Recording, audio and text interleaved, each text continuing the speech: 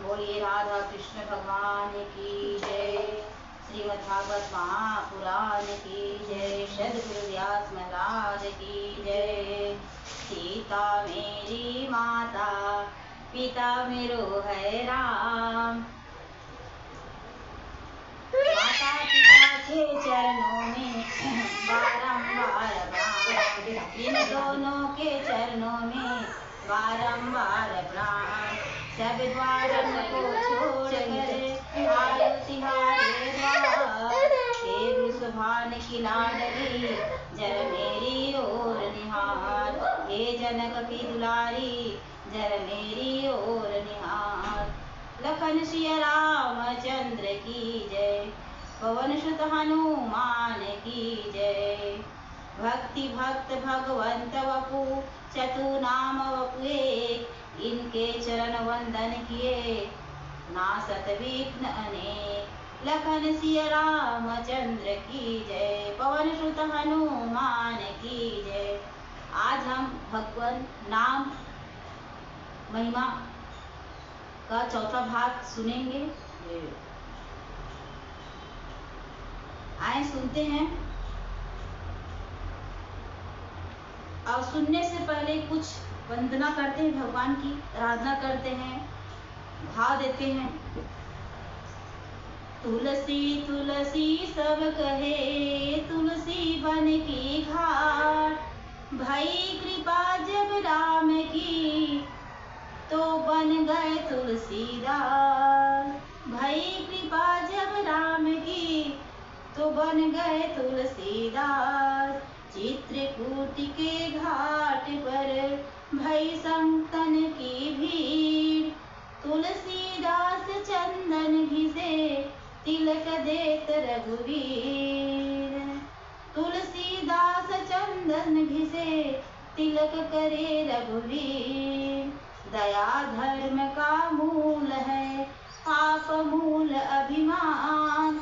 तुलसी दया न छोड़िए, जब लगी घट में प्राण। तुलसी दया न छोड़िए, जब लगी घट में प्राण। राम राम सब कहे, दशरथ कहे न कोई। जो एक बार दशरथ कहे, यज्ञ कोटि फल हो। जो एक बार दशरथ कहे, यज्ञ कोटि फल हो। लखन सिया रामचंद्र की जय। पवन सुत हनुमान की जय। देव के देव महादेव की जय।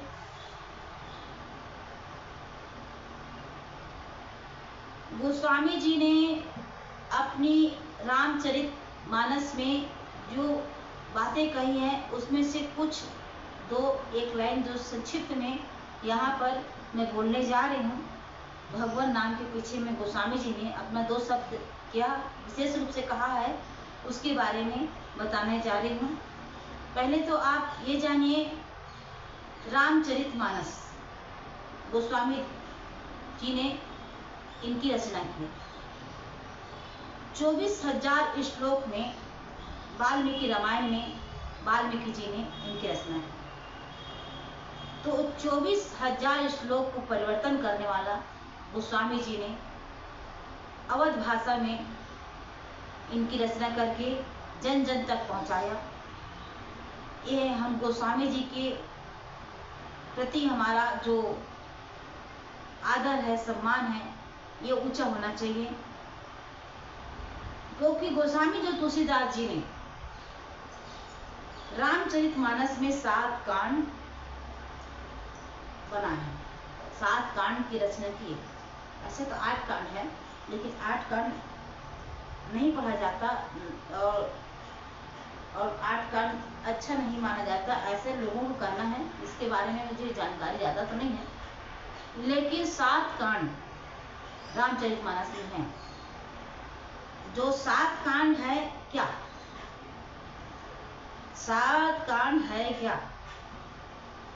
7 सीढ़ी है स्वर्ग तक जाने की। स्वर्ग पहुंचने के लिए 7 सीढ़ी है। और हमारे जीवन जो है 7 दिन में समाप्त होने वाला है। इसीलिए गोस्वामी जी ने हमारे जीवन 7 दिन का है और 7 दिन के अंदर हमको जन्म मिलता है, 7 दिन में ही हमारा जन्म का अंत होता है। तो इन पर हमको भाव देते हुए गोस्वामी जी ने 7 कांड की रचना किए हैं। पहला कांड है बाल कांड, दूसरा कांड है अयोध्या कांड, तीसरा कांड है अरण्य कांड, चौथा कांड है किष्किंधा कांड, पांचवा कांड है सुंदर कांड, छठवां कांड है लंका कांड और सातवां कांड है उत्तर कांड। तो 7 कांड गोस्वामी जी ने रचना की अपने रामचरितमानस में। तो गोस्वामी तुलसीदास जी ने 7 कांड की रचना किए और इनके जो वक्ता और श्रोता जो हुए हैं, 3 वक्ता है 3 श्रोता है। ऐसे तो गोस्वामी जी ने भी सुना है वक्ता बन करके, लेकिन उन जन समूह को सुना है। लेकिन मुख्य रूप से रामचरितमानस में 3 वक्ता 3 श्रोता का उल्लेख है। तो पहले वक्ता है भोलेनाथ बाबा। रामचरितमानस में भोलेनाथ बाबा का पहला वक्ता है। पहला वक्ता भोलेनाथ बाबा है, जो कैलाश पर्वत पर स्थान है, कैलाश पर्वत, जहां पर बैठ करके भोलेनाथ ने मां पार्वती को कथा सुनाई।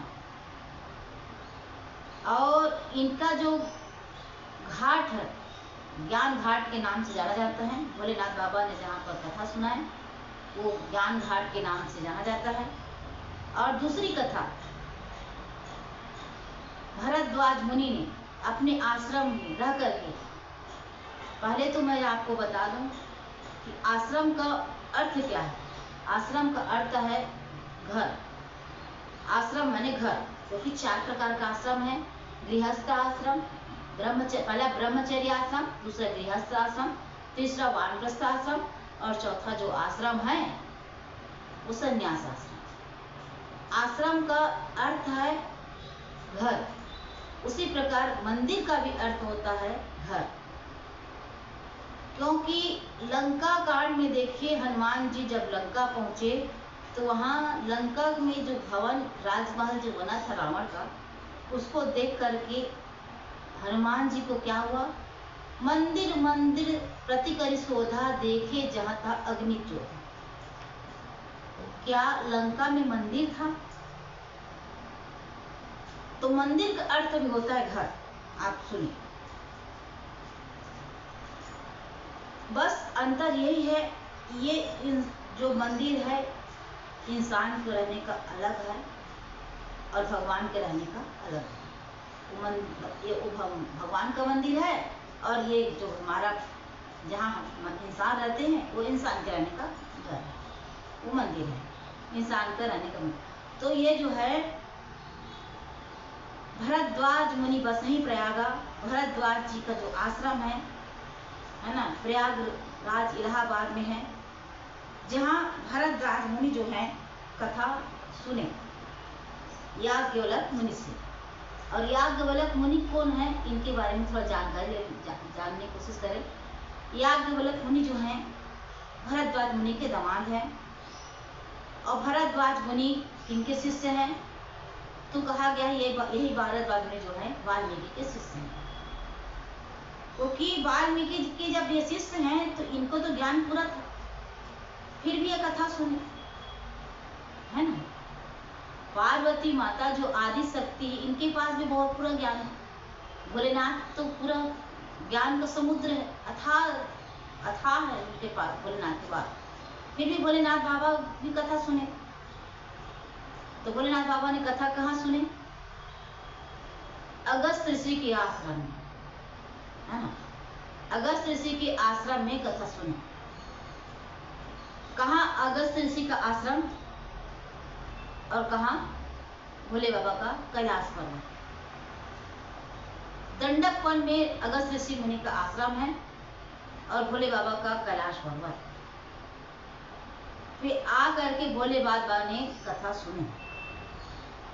कहने का मतलब यह है कि हमें भगवान की कथा ज्ञान हमारे जीवन में अधिक से अधिक क्यों ना आ जाए, लेकिन ज्ञान को यदि सिद्ध करना है, ज्ञान को सफल करना है, ज्ञान की महिमा को बढ़ाना है और ज्ञान की महिमा को जन जन तक पहुंचाना है, तो हमें क्या करना है? भगवान की कथा को निरंतर सुनना है। इसीलिए भगवान ने हमें 2 कान दिया, 1 मुंह दिया। बोलो कम, सुनो ज्यादा। तो भोले बाबा जो हैं कैलाश पर्वत से उतर करके अगस्त मुनि के आश्रम में आए। एक बार त्रेता युग माही, शंभु गए ब्रह्म जैसी आही। संग सती जगजननी भवानी, पूजे ऋषि अखिलेश्वर जानी। एक बार त्रेता युग माही, शंभु गए कुंभ ऋषि पाही। संग सती जग जननी भवानी, पूजे ऋषि अखिलेश्वर जानी। राम सिया राम, सिया राम जय जय राम। राम सिया राम, सिया राम जय जय राम।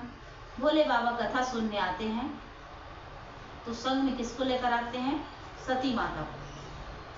सती माता को भोले बाबा कथा में साथ में लेकर आए कथा सुनने। सती माता जो है, सती माँ जो है संग में सुनने के लिए आई है भोलेनाथ के बाबा के साथ में। कथा हमें मार्गदर्शन कराती है। वैसे तो आज कलयुग में किसी को समय की बहुत कमी पड़ रही है, इतने व्यस्त हैं कि समय निकालना उनके लिए बहुत दुर्लभ हो गया है। लेकिन कथा हमें मार्गदर्शन ये कराती है, कथा सुनना है, कथा में भगवान की भगवान नाम की महिमा को जानना है, भगवान से जुड़ के रहना है, भगवान से अपनी योग्यता प्राप्त करनी है। तो हमें भगवान की कथा को जानने के लिए तत्पर रहना है। तो कथा सुनने के लिए पार्वती आई भोलेनाथ बाबा के साथ में। तो हमें कथा मार्गदर्शन ये करा रही है कि कभी भी सुनने जाओ तो साथ में जोड़े के साथ जाओ। तो कलयुग में जोड़ा के साथ जाने का बहुत सौभाग्य कम प्राप्त होता है, इसलिए समय निकाल कर कथा सुनना चाहिए। जैसा भी सुनो, ताकि अपने जीवन का जो फल है ना, जो लक्ष्य है भगवान की प्राप्ति, इनको जीवन रहते जीवन मुक्त हो जाना है सुन करके, है ना। कुछ ऐसा जीवन में अपना ऐसा काम करें ताकि हमारा जो काम है, हमारा जो कार्य है वो सफल बनी रहे। तो भोले बाबा कथा सुनने आए सब में पाते। लेकिन भोले बाबा ने राम कथा मुनि ब्रज बखानी, सुनी महेश परम सुख मानी। देखो, जब भोले बाबा आए ना, तो अगस्त ऋषि ने भोले बाबा को क्या किए? आदर सत्कार दिए, सम्मान दिए। लेकिन शास्त्र हमें मार्गदर्शन ये कराती है, कथावाचक जो होते हैं उनके श्रोता जो होते हैं, श्रोतागण जो होते हैं, उन लोग कथावाचक की सम्मान देते हैं। आदर सत्कार, आरती के साथ आदर सत्कार किया जाता है, दीपमाला के साथ में। लेकिन यहाँ पर कथावाचक के रूप में अगस्त ऋषि ने ही भोले बाबा का आदर सम्मान सत्कार किया। अब ये दृश्य देख करके सती ने मन में विचार की कि हम तो कथा सुनने आए और कथा सुनाने के लिए खुद है। तब ऐसा लग रहा है कि कथा सुनाने वाला के पास ज्ञान की कमी है। ये मन में ये भावना विचार को लेकर के सती जो है भगवान की कथा नहीं सुन पाई। और भोले बाबा ने कथा सुनी, राम कथा मुनि ब्रज बखानी, सुनी महेश परम सुख मानी। तो भोले बाबा सुनते हैं कथा को, और ये जो है सती नहीं सुन पाती है। एक इसको विस्तार रूप से मैं अभी तो नहीं कह पाऊंगी, थोड़ा थोड़ा एक लाइन में आपको जानकारी दे रही हूँ कि भोले बाबा जो हैं, इनकी भोले बाबा की जो भक्ति है निष्काम भक्ति है, और जिसकी निष्काम भक्ति होगी तो ज्ञान अधिक से अधिक तो न हो जाए तो जरूर कथा सुनेगा। ज्ञान में अभिमान नहीं करना है, ज्ञान में स्वाभिमान बन के रहना है। ज्ञान हमें अधिक ज्ञान हमें कभी कभी अभिमान की ओर ले जाती है। उस अभिमान को रोक करके ज्ञान को स्वाभिमान बनाना है। तो हमारा ज्ञान स्वाभिमान कब कैसे बनेगा? भगवान की कथा सुनने से ही ज्ञान में स्वभाव हमारा जो है एक समान बना रहेगा, है ना, तर भीतर नहीं होगा। तो ये जो है भोले बाबा कथा सुने। उसी प्रकार भरद्वाज मुनि जो स्वयं वाल्मीकि के शिष्य है, प्रकांड ज्ञानी वाल्मीकि के जो शिष्य हैं भरद्वाज मुनि, इनके पास जो ज्ञान जो है रामचरण, राम के चरणों में इनके पास इतना प्रेम बना हुआ भगवान के प्रति और भगवान की कथा के प्रति इनके जीवन में इतना प्रेम बना हुआ है।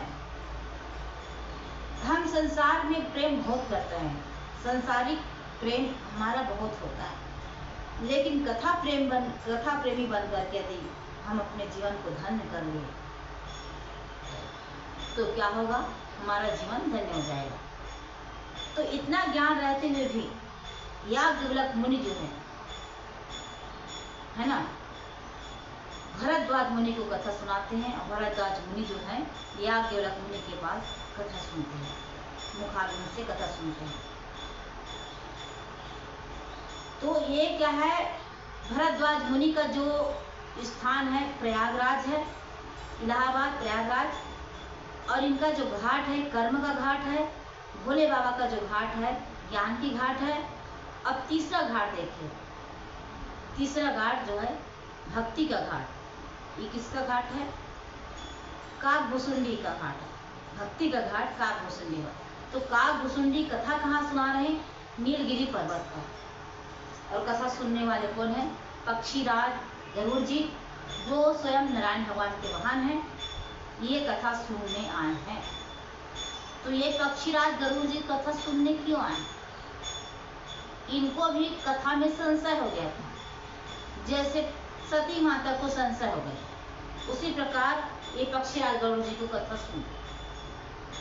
तो हमें कथा में संशय नहीं करना है, सत्य को जानना है, क्योंकि कथा ही हमको सत्य की ओर ले जाती है। सत्य है क्या, है ना?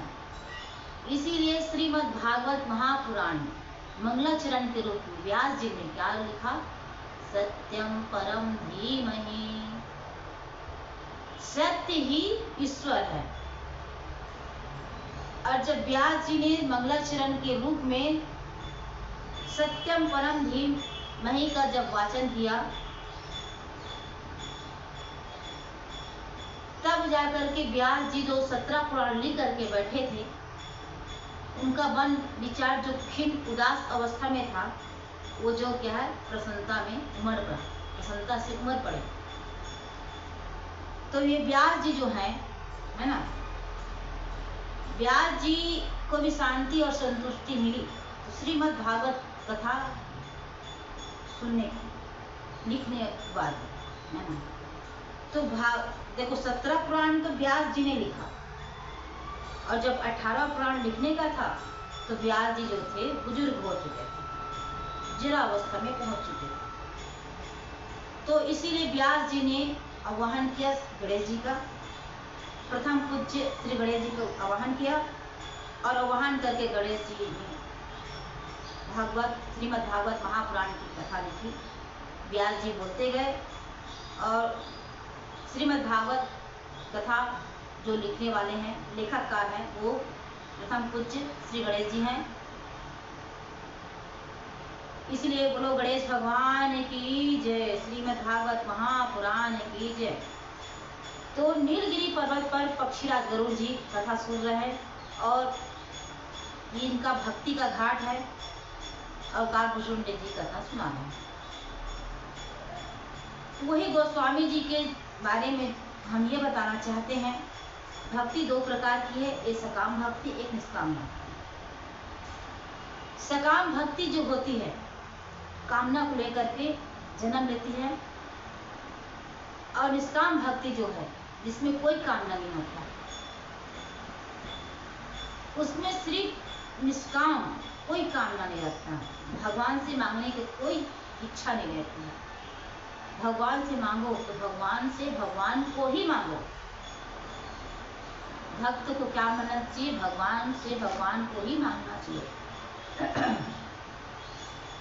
तो यहाँ पर जो है सकाम भक्ति निष्काम भक्ति के थोड़ा हमारा भक्ति कैसा होना चाहिए? निष्काम भक्ति कैसा होना चाहिए? निष्काम। और धर्म निरपेक्ष, धर्म में कोई पक्षपात नहीं होना चाहिए, बस भक्ति निष्काम हो, धर्म निरपेक्ष हो, तब भक्ति जो हम कथा ज्ञान सुनते हैं, कथा अमृत का जो पान करते हैं, उसका पूर्ण फल हमको मिलता है।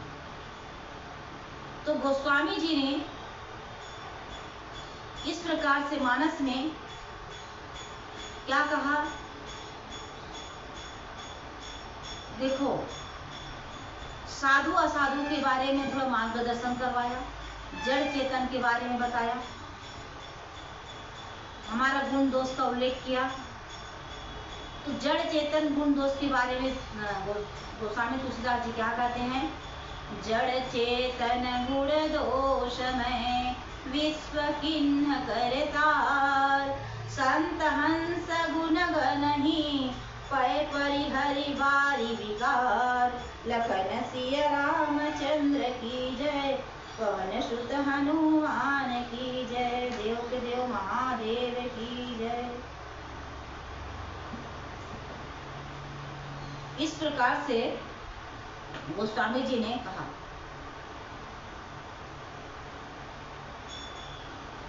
विधाता ने तो जड़ चेतन है ना, विश्व को, जड़ चेतन जो संसार है, इसको गुण और दोष ये दोनों को मिलाकर ब्रह्मा जी ने रचना किया है। किंतु संत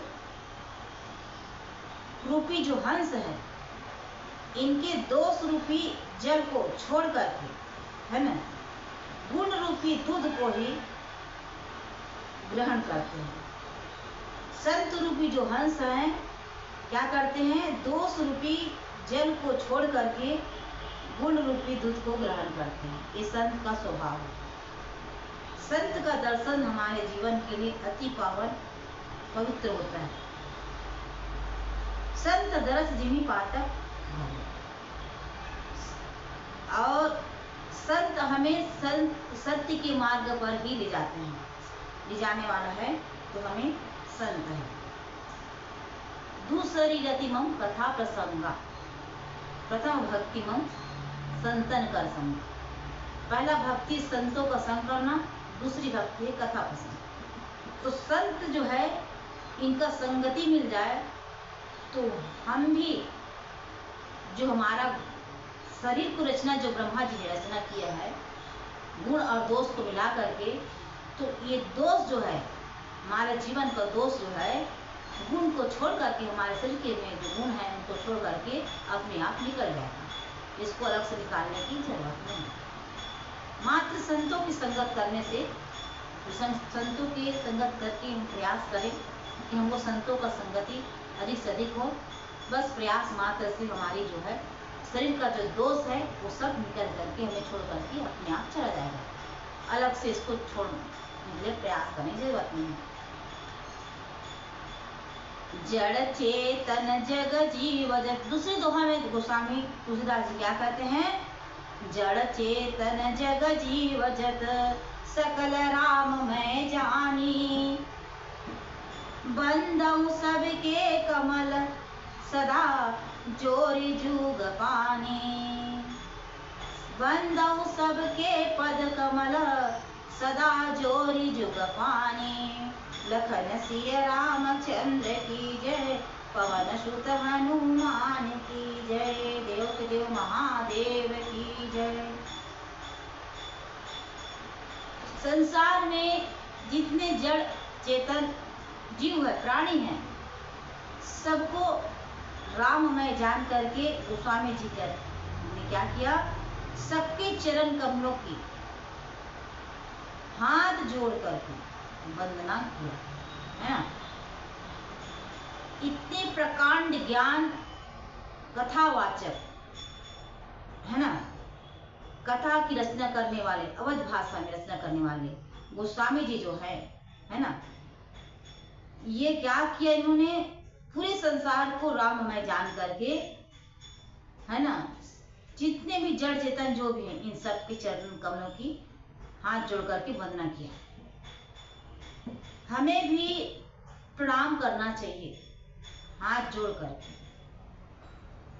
और दोनों हाथ जोड़ करके प्रणाम करने से ही हमें जब आशीर्वाद मिलता है, वो वही आशीर्वाद हमको फलीभूत करता है, हमारे जीवन को पूर्ण, हमारे जीवन आधा अधूरा जो जीवन हम जी रहे हैं, क्योंकि शिष्टाचार तो है नहीं, करीबन देखने को मिलता नहीं है, तो हमारे जीवन जो है धन्य हो जाता है। गोस्वामी जी ने जड़ चेतन, साधु असाधु सभी की वंदना किए, लेकिन संकेत में स्पष्ट शब्द में लिख दिया, है ना, सभी की वंदना करते हुए संकेत में स्पष्ट शब्द में लिख दिया। क्या लिखा है, रघुपति चरण उपासक जेते, खग मृग सुर नर असुर समेते, बंदौ पद सरोज सब केरे, जो बिनु काम राम के चेरे। रघुपति चरण उपासक जेते, खग मृग सुर नर असुर समेते, बंदौ पद सरोज सब केरे, जो बिनु काम राम के चेरे। राम सिया राम जय जय राम, राम सिया राम जय जय राम। गोस्वामी जी ने पशु पक्षी, देवता, मनुष्य, असुर समेत जितने भी श्री राम जी के चरणों के जितने भी उपासक हैं, है ना, जितने भी उपासना करने वाले हैं, तो गोस्वामी जी क्या कहते हैं, मैं उन सब के चरण कमलों की वंदना करता हूं। देखो, ज्ञान को क्या होना चाहिए, स्वाभिमान, ज्ञान में स्वाभिमान होना चाहिए। तो गोस्वामी जी का स्वाभिमान जो है हमको प्रत्यक्ष रूप से सुनने के लिए, देखने के लिए ये मिल रहा है। क्या बोलते हैं, जितने भी भगवान के चरण कमलों के उपासक हैं, चाहे देवता हो, मनुष्य हो, चाहे पक्षी पशु, जो कुछ भी हो, इनके चरण कमलों की वंदना करता हूं। क्यों वंदना की गोस्वामी जी ने, क्योंकि ये सब क्या है, राम जी के निष्काम सेवक हैं, और निष्काम सेवक हैं जिसे कुछ नहीं चाहिए भगवान से, और हम इंसान को भगवान से सब कुछ चाहिए।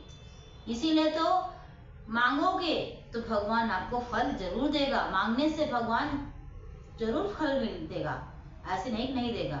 नहीं मांगोगे तो भगवान हमें अभीष्ट फल देगा।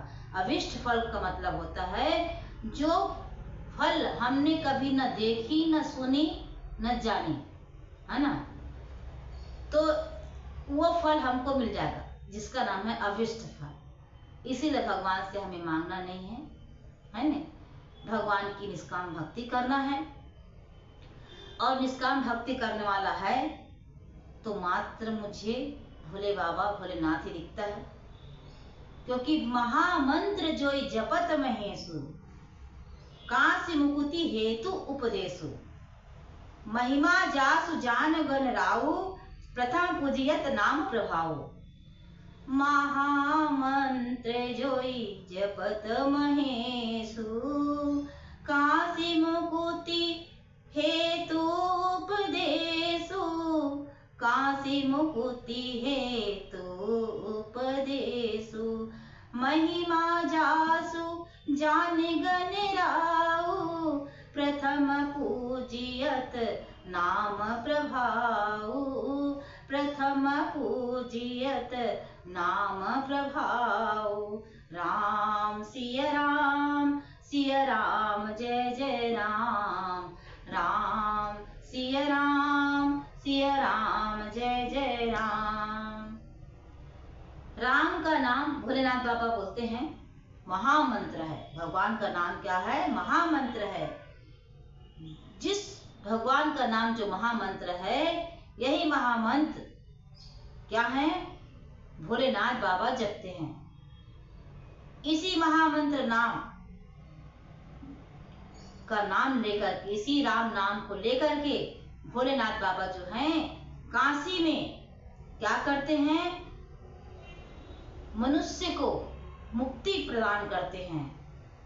काशी में भोले बाबा का, भगवान का नाम क्या है? मुक्ति का कारण है, मनुष्य के मुक्ति का कारण है ना। और राम नाम की महिमा गोस्वामी जी कहते हैं, गणेश जी भी जानते हैं। भोलेनाथ बाबा के साथ में राम नाम की महिमा गोस्वामी जी कहते हैं गणेश जी भी जानते हैं। और राम नाम के प्रभाव से, भगवान के नाम के प्रभाव से गणेश जी जो हैं क्या होते हैं? प्रथम पूजनीय होते हैं। प्रथम पूजियत नाम प्रभाव, प्रभावशील होता है भगवान को। भगवान को प्रभाव, अभाव, स्वभाव तीनों चीज है। अभाव है फिर भी भगवान को मानो, आपके पास प्रभाव है फिर भी मानो, आपका स्वभाव इधर उधर है, बिखरा हुआ है तो भी मानो, लेकिन भगवान को मानो, है ना। तो इस प्रकार से जो है भोलेनाथ बाबा का जो महिमा है ना, वो इस तरह से है। और कुछ जो बातें हैं भगवान नाम के बारे में, है ना, है महिमा। तो आए थोड़ा सा भोले बाबा के बारे में थोड़ा अपने मन को पवित्र करने का, भोले बाबा के बारे में थोड़ा सा एक लाइन में भजन करते हैं। शिव नाम से है जगत में उजाला, शिव नाम से है जगत में उजाला, हरि भक्तों के मन में है शिवाला। ओम नमः शिवाय बोलो, ओम नमः शिवाय, ओम नमः शिवाय बोलो, ओम नमः शिवाय। शिव नाम से है जगत में है उजाला, हरि भक्तों के मन में है शिवाला, हरि भक्तों के मन में है शिवाला। हे शंभु बाबा मेरे भोलेनाथ, हे शंभु बाबा मेरे भोलेनाथ, तीनों लोक में तू ही तू मेरे साथ। हे भो शंभु बाबा मेरे भोलेनाथ, तीनों लोक में तू ही तू, तीनों लोक में तू ही तू। बोलो राधा कृष्ण भगवान की जय, शंकर भगवान की जय। यहाँ पर जो है आज का जो भाग है विराम देते हैं, है ना। बोलिए लखन श्री रामचंद्र की जय, राधा कृष्ण भगवान की जय।